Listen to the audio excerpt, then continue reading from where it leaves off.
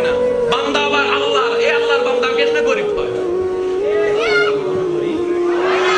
যে কোনো শিক্ষিত ছেলেকে মেয়েকে জিজ্ঞেস করেন, আমি আমার বাবার থেকে এক ফোঁটা পানি হয়ে মার পেটে গিয়েছিলাম,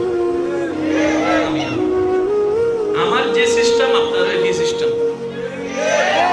কয় ফোঁটা পানি? একটু জোরে বলি, কয় ফোঁটা?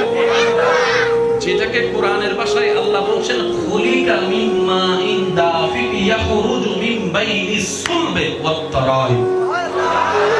ডাক্তারি ভাষায় যেটাকে বলা হচ্ছে স্পাম।